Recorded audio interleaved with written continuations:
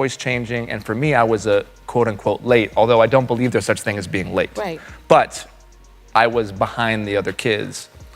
Viewers, brace yourselves, because what I'm about to unveil may completely change the way you view these celebrity dynamics, at least within this fictional narrative. For weeks, the media in this story has been flooded with dramatic headlines claiming that a director named Justin sent a process server to a pop icon's doorstep at 2 in the morning. It sounds absurd, something straight out of a low-budget thriller, and that's because, in this tale, it simply never occurred. The entire rumor originated from a sensationalist magazine, not a reputable outlet, yet it somehow became the spark that ignited a frenzy. From there, things only grew stranger. In the narrative, the magazine's offices sit just minutes away from the fictionalized legal team representing a well-known celebrity couple, making it all the more suspicious that such an explosive exclusive emerged from a publication located practically next door. It doesn't feel like coincidence. It feels staged. The plot thickens once the actual police report within this fictional scenario comes to light. Suddenly, there is no mention whatsoever of the director in question. No intoxicated process server, no drugs, no violence, nothing hinting at his involvement in the slightest.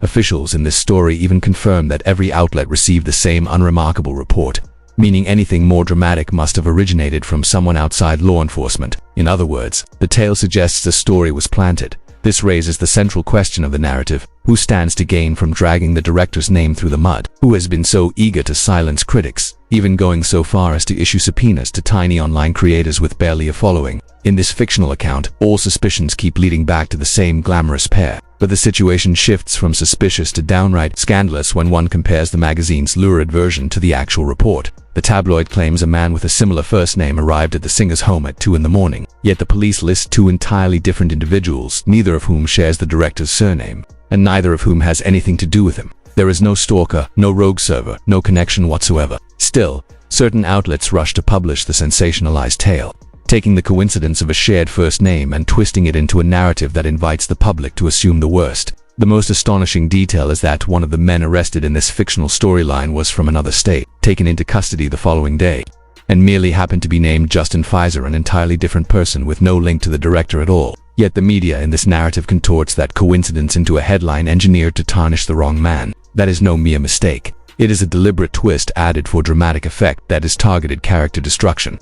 The kind of orchestrated smear campaign that can leave a person's reputation in ruins almost overnight. Within this fictional narrative, one cannot help but ask who stood to gain the most from such a scheme. In this story, Blake Lively becomes the central figure, locked in a merciless legal struggle with the director, a conflict in which her team has already pursued extraordinary measures, issuing subpoenas to ordinary individuals, including, astonishingly, a YouTuber with a single subscriber, someone barely visible in the digital landscape. If her fictional legal team is willing to dig through the Google accounts and private digital traces of such minor creators, then planting a highly damaging narrative in the press hardly seems beyond their capacity. After all, if they are prepared to target the smallest, most inconsequential voices online, why would they hesitate to manipulate the wider public's perception through strategically timed leaks or sensationalized headlines? The strategy, as the story unfolds, is both chilling in its simplicity and cunning in its execution. Create confusion, weave the director's name into a frightening, scandalous scenario, and then let public outrage do the rest,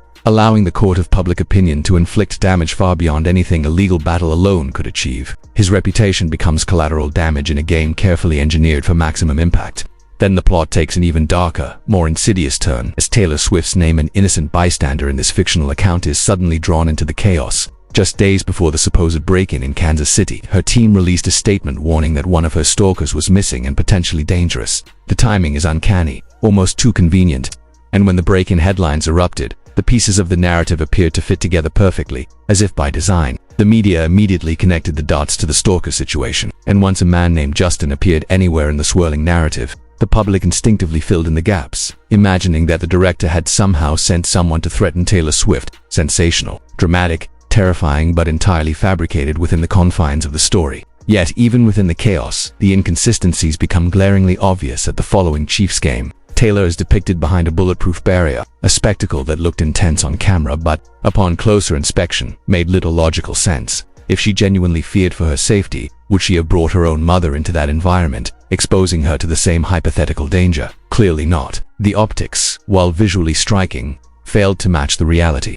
And this is precisely where Blake Lively and Ryan Reynolds re-enter the narrative in a strikingly influential role. Was everything a coincidence, or a meticulously constructed smokescreen? Within this fictionalized account, it feels like strategy rather than happenstance. By associating the director's name with Taylor's very real anxieties about stalkers, Blake's team didn't merely attack him, they weaponized the public's protective instincts, turning admiration and concern for Taylor into a tool to amplify the scandal. It is one of the most ruthless PR maneuvers imaginable, using a beloved public figure as a shield to dismantle an opponent's credibility and turn public opinion against him. The truth, as painted in this fictional world, is unambiguous. The director had absolutely nothing to do with Taylor Swift's safety, yet by the time anyone looked beyond the headlines, the damage had already been done, leaving reputations fractured, public perception warped, and a carefully constructed narrative having achieved its purpose. In the end, it is a story of power, influence, and the terrifying effectiveness of modern media manipulation. How a name, a moment, and a perfectly timed story can be twisted to create chaos, confusion, and character assassination, all under the guise of reporting events. And within this tale, the question lingers: who truly holds the power, and who is left to pick up the pieces after the smoke clears? Millions of people saw the sensational headlines, yet only a tiny fraction ever noticed the quiet, discreet corrections that followed, corrections so understated they practically vanished into the background. In this fictional narrative, those silences reveal a pattern far too blatant to ignore. What began as ordinary legal drama surrounding Blake Lively in this story suddenly spiraled into something darker, as if her team, major media outlets, and even large tech companies had collectively tightened the screws on online users. Requests for Google and social platform data multiplied. Small creators, many of whom had merely criticized Lively online, found themselves targeted, questioned, and pressured, even though their involvement amounted to nothing more than making comments or posting simple opinion videos. One creator had only a single YouTube subscriber, yet still received a demand for their Google account information, an action that felt less like standard procedure and more like a warning. In this fictional world, the strategy was clear: exhaust the critics, intimidate them, drain their energy, and drown them beneath a wave of legal and digital chaos. And the moment these creators dared to push back against the subpoenas, the atmosphere shifted dramatically. The situation grew even more turbulent when a man named Justin Lee Fizerin, entirely separate individually, attempted to deliver deposition papers. Headlines leaped on the name Justin, and within minutes several outlets had carelessly linked it to Justin Baldoni, ignoring the fact that the filings and police reports clearly described different men, different circumstances, and entirely unrelated events. The gossip ecosystem, hungry for clicks, twisted every scrap of information into something messy and explosive, binding unrelated incidents together in a way that confused the public and served the story rather than the truth. Soon, everything became entangled. Subpoenas against ordinary users, gossip magazine exclusives, a completely unrelated arrest, and sensational coverage that amplified the chaos. In this fictionalized account, it all seemed like an organized campaign designed to push Baldoni into a corner and punish anyone who dared to challenge the prevailing narrative. A courtroom battle transformed into a public spectacle, revealing a broader pattern. Lively's fictional legal team appeared more focused on aggressive offense than defense, pursuing random commenters, threatening everyday social media users, and attempting to legally crush dissenting voices. Their posture in the story contrasted sharply with Baldoni's filings, which remained measured and restrained, focused solely on the issues of the case and never dragging strangers into the conflict. The contrast only strengthened the impression that one side sought to control the narrative at any cost, while the other tried to keep the matter contained. Then came the most shocking twist, when the police report for the so-called break-in was finally released. After requests from multiple outlets, it arrived word for word, identical across every copy. No Hollywood stalker angle, no unhinged processed server, none of the dramatic flourishes that had circulated online. Every extra juicy detail the internet had been buzzing over was completely absent from the official documents. Law enforcement had not supplied them, which meant, in the logic of the story, that the source of those details had come from elsewhere entirely. And suddenly the entire situation snapped into focus. The inconsistencies, the timing, the leaks, the sensationalism. It was all part of a broader strategy, one aimed not at truth, but at manipulating public perception precisely where it mattered most. Plant enough doubt, create enough confusion, and allow that uncertainty to seep into the legal arena, where even the faintest shift in public opinion could be used as leverage. In this fictional narrative, every aggressive move does not target Justin Baldoni. Rather, it is Blake Lively who appears increasingly desperate, resorting to tactics so extreme they border on the reckless. Her team employs intimidation, subpoenas, and legal pressure to silence critics, aiming to quash dissent before it can gain traction. One striking example involves a small creator with only a single YouTube subscriber at the time. In the story, Blake's lawyers likely assumed that targeting such a minor presence would be enough to intimidate her.